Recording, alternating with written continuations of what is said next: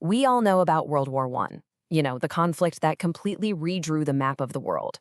But what's really wild is that this massive global catastrophe was actually set off by a single event. One moment, in one city, in a corner of Europe that was just simmering with tension. So how on earth could that one little spark pull the entire world into war? Well, let's get into it. Right. This is the big question we're going to unpack.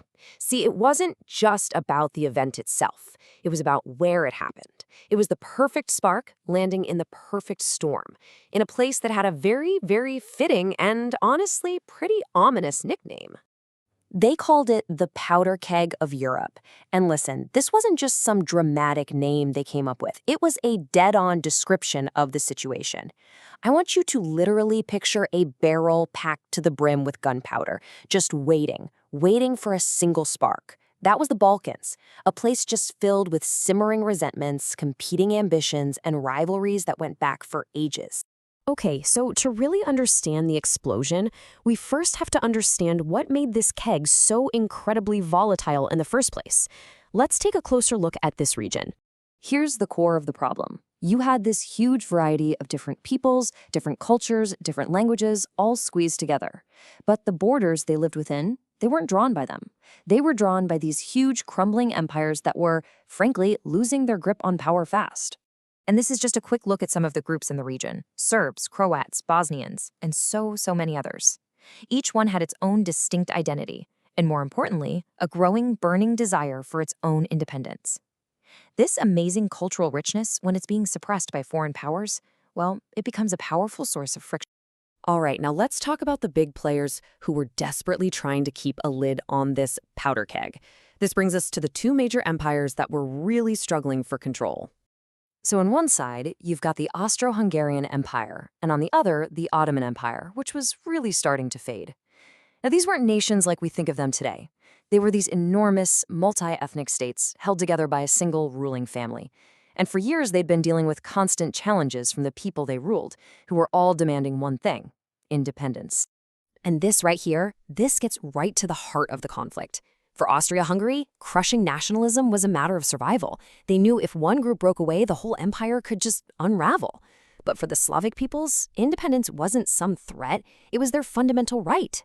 You can see how these two goals were on a total collision course. There was no middle ground. So how did the empire handle this existential threat?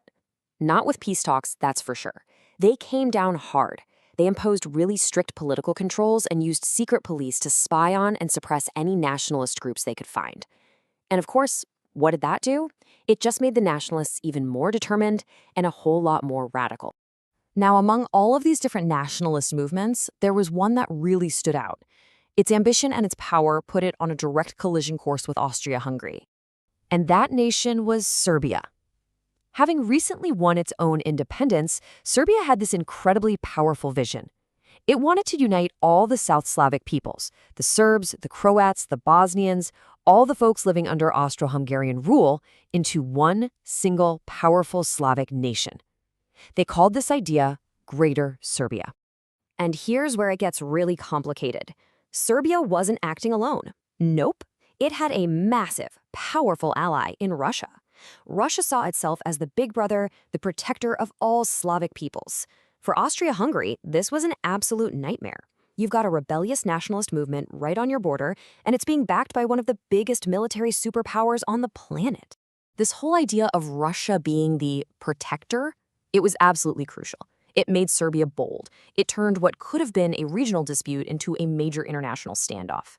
Suddenly, Serbia could act with a whole new level of confidence, knowing that a great power had its back.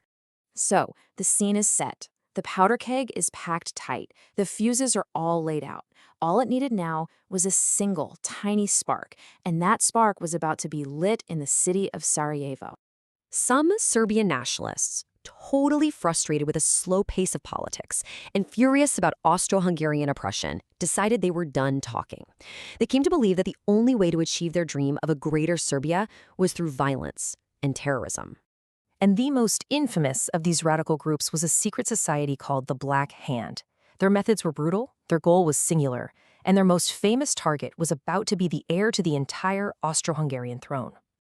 What's just shocking is how fast it all went down. On the morning of June 28, 1914, Archduke Franz Ferdinand arrives for a state visit in Sarajevo. By midday, he and his wife are dead, assassinated in their car. And by that very afternoon, the world's diplomats are scrambling as a political firestorm erupts across all of Europe. It all happened in just a few hours. This one date. This is it. This is the spark, the exact moment that a century of tension, of ambition, and of pure hatred finally ignited. After this day, there was no going back. Now, the assassination wasn't the cause of the war, but it was absolutely the trigger. What happened next was this catastrophic chain reaction, as this complex web of alliances across Europe pulled the entire continent and then the whole world into the fire. And you can see the fatal domino effect right here. It all starts with that spark, the assassination. That leads Austria-Hungary to give Serbia an ultimatum, a list of demands so impossible they knew Serbia couldn't meet them. When they don't, war is declared. That triggers the alliance system. Russia mobilizes to protect Serbia. That brings in Germany to back its ally, Austria-Hungary, which then pulls in France and Britain, who are allied with Russia. It's insane. The very system that was designed to prevent a major war ended up being the mechanism that guaranteed it would happen. So in the end, that powder keg did exactly what everyone had feared it would for so long. It exploded, and the blast reshaped the entire planet. It toppled empires, redrew the world map, and cost millions upon millions of lives. It stands as this terrifying lesson in how local tensions, when you mix them with aggressive nationalism and these rigid alliances, can have consequences for the entire world. Which, brings us to a final, pretty sobering question.